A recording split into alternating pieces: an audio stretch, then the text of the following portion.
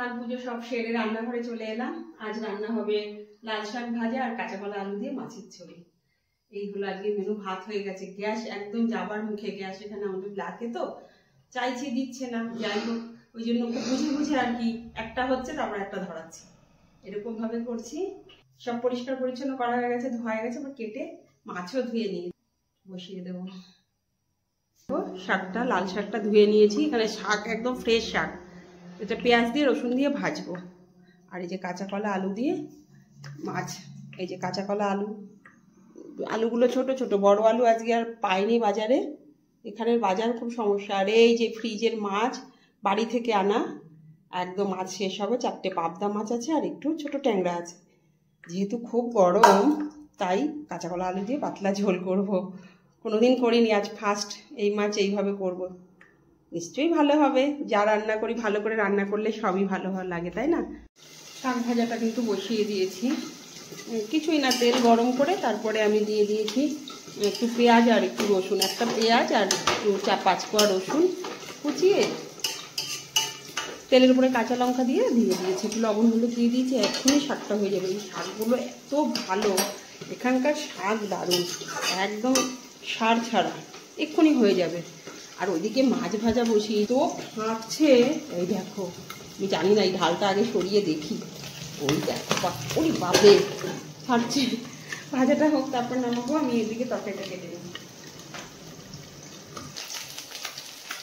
মাছ ভাজাটা হয়ে গেছে, দেখো ঝাল নামিয়েছি। অনেক কষ্টে ভেজেছি, বাপরে বাপ, কড়া করেই ভাজলাম। ফ্রিজের মাছ, এই দেখো একদম ধরে তুলে দিয়েছি। এবার ঝোলটা বসিয়ে দেবো। এই তেলের ভেতরেই দিয়ে দেবো তেজপাতা, শুকনো লঙ্কা আর গোটা জিরে।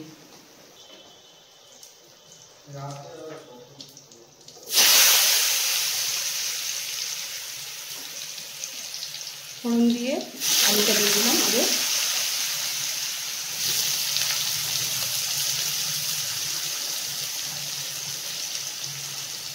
তেজপাতা, জিরে, শুকনো লঙ্কা ফোড়ন দিয়ে দিলাম। আলুটা দিয়ে দিলাম।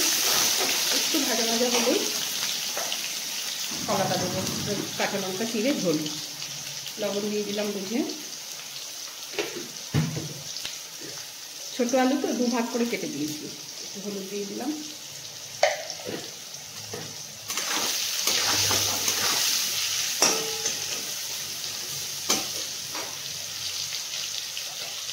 আর এই যে দেখো, আমি জিরে গুঁড়ো করে রেখে দিই, ধুয়ে একদম গুঁড়ো করে রাখি। একটু জল দিয়ে ভিজিয়ে রাখবো, সুন্দর হবে।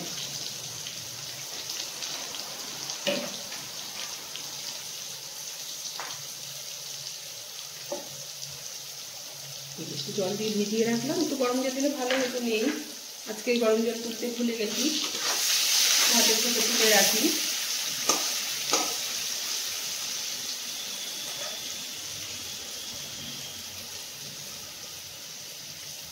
আর এইদিকে দেখো শাকটা,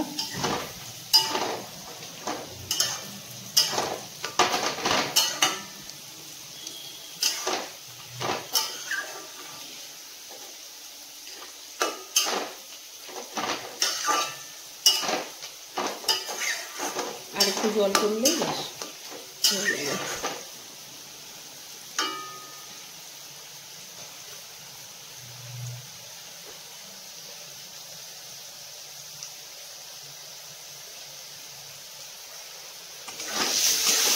আলুটা ভাজা ভাজা হয়ে গেছে। এবার আমি কাঁচা কলাটা দিয়ে দেবো। একটা কাঁচা কলা দিয়েছি।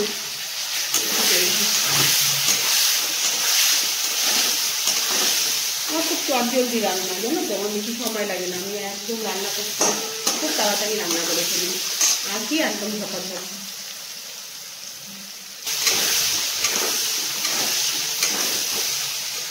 ভাজাটা কিন্তু আমার হয়ে গেছে। আমি এবার দিয়ে দিলাম কাঁচা লঙ্কা চেরা।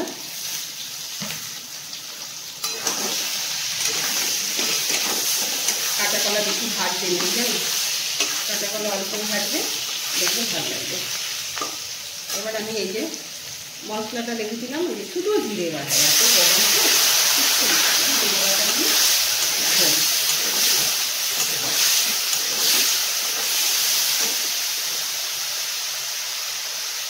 হলুদ দিয়ে দিলাম। কারণ কাঁচা কলা দেওয়ার পরে না আমি হলুদ দিইনি। পরিমাণ দিয়ে লবণ। অল্প করেই দিলাম, আমার লবণ বেশি হয়েছে না, তরকারিতে একটু লবণ বেশি হচ্ছে।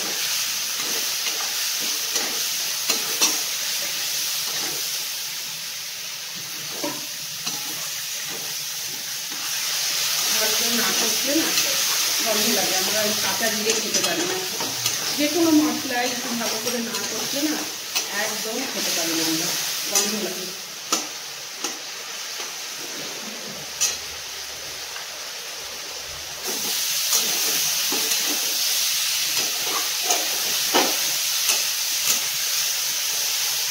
হয়ে গেছে কিন্তু আমার মশলাটা একদম কষে গেছে, কষে গেছে। এবার আমি জল দিয়ে দেবো।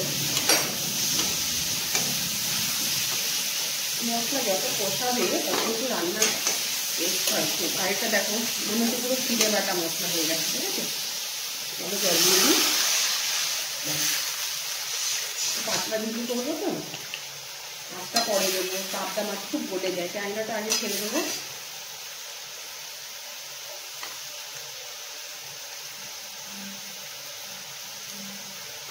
আলুটাও প্রায় সেদ্ধ।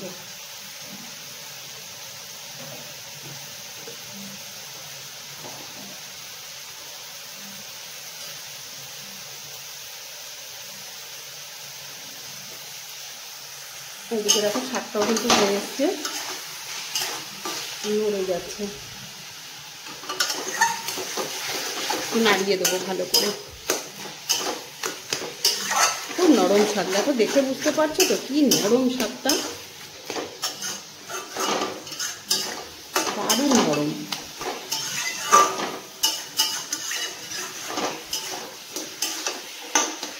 আর একটু হবে, জলটা একটু টানিয়ে।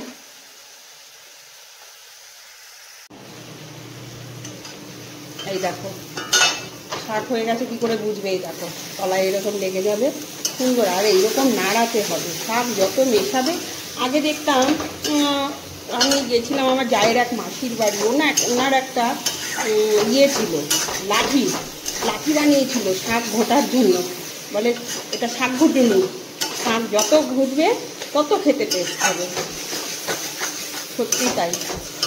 তো যাই হোক, লঙ্কা আবার বেশি গলে গেলে আমার মুশকিল, এদের সব একদম আমাদের বাড়ি কেউ ঝাল খেতে পারি না আমরা গো, না গোটা রয়েছে একদম না, ভেঙে দিতে পারছি না। হয়ে গেছে শাকটা, অফ করে দিই। আর ওদিকে ঝোলটাও হয়ে এসছে।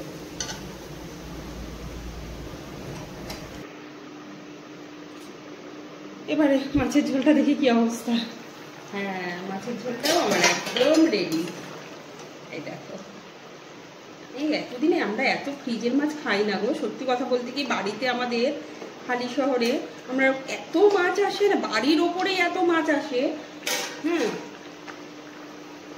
ঝোলটা একদম হয়ে গেছে, ঝোলটা কিন্তু একদম হয়ে গেছে। কিন্তু মাছ জানো তো, আমরা হালি শহরে না এত ফ্রিজের মাছ খাই না, আমাদের বাড়িতে এত মাছ আলার, সকাল থেকে মাছ হাত দিতেই থাকবে, অনেক দাদা ভাই সব ছোট বড়।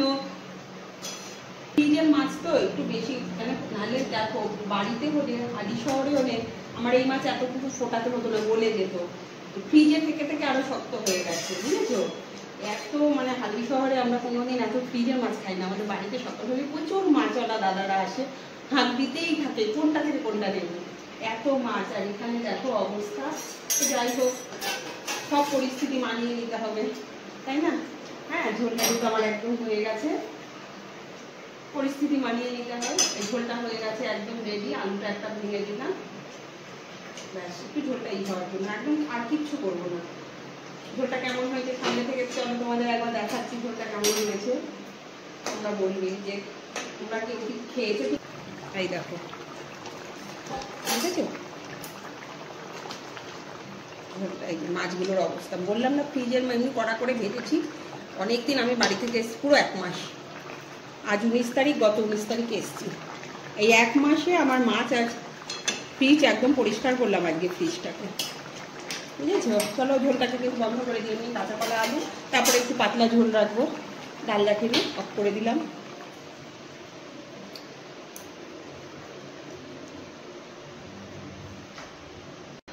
এবারে খাবার বাড়বো, চলো খেতে দেবো। তারপরে নিজে খাবো, আগে ওরা খেয়ে নেবে। আমি এখন এই ঘেমে টেমে অস্থির হয়ে গেছি, এখন আমি খেতেই পারবো না। এখন ওদের ভাত বেড়ে ওদের খাইয়ে টেকে ছেলে আবার অফিসে রওনা দেবে, তারপর আমি খেতে বসবো ধীরে সুস্থে। কোনোদিন আবার একসাথেই খেয়ে নিই, এত গরমে আমার ভালো লাগছে না। তো রান্না বান্না করে এবার ভাতের থালা নিয়ে এই যে চললাম খেতে দিতে। এটা কর্তমাসের থালা, আমি ছেলের থালা দেখালে ছেলে প্রচন্ড রেগে যায়, জানো না, বলে আমার থালা একদম দেখাবে না কাউকে। চলো যাই হোক, এই যে শাক ভাজা করেছি, লাল শাক তোমাদের তো দেখালাম। আর এই যে মাছটা নিয়ে নিয়েছি, আর নিয়েছি শসা আর লেবু আর পেঁয়াজ নিয়ে নিই। তো এই হলো খাওয়া দাওয়া। কেমন হলো অবশ্যই জানিও, ভালো লাগলে একটা লাইক করে দিও। খাওয়া দাওয়া করে রান্নাঘরটা গুছিয়ে বাসন মেজে চলে এলাম বিকেলে আবার খাবার নিয়ে। শুধু খাওয়া দাওয়া, এই হলো অবস্থা আমাদের, বলো, শুধু খাওয়া দাওয়া আর খাওয়া দাওয়া।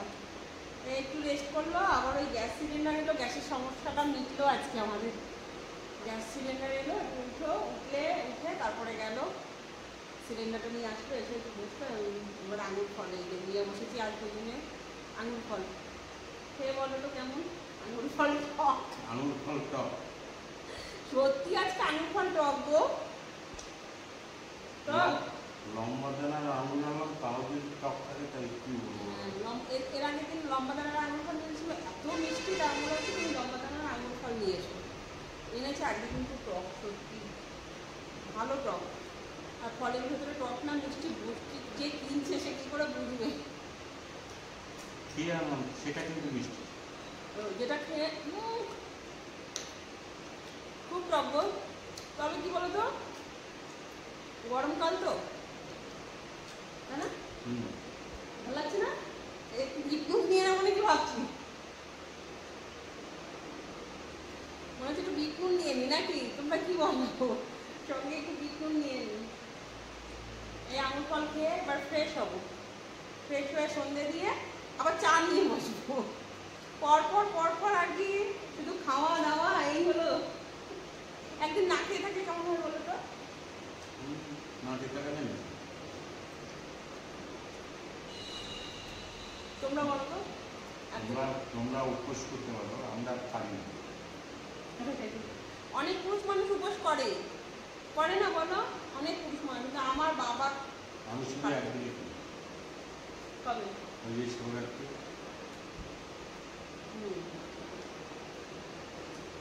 শিবরাত্রির দিন উপোস করে, কারণ বাড়িতে মন্দির আছে।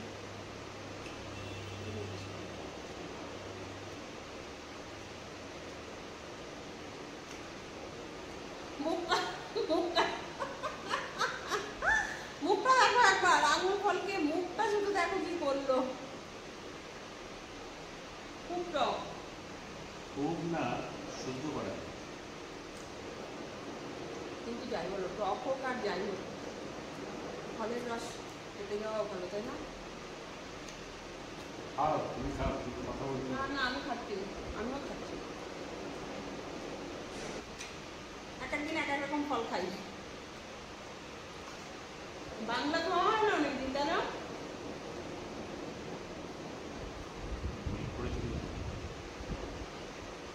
সত্যি প্রচুর মেঘ পড়েছে,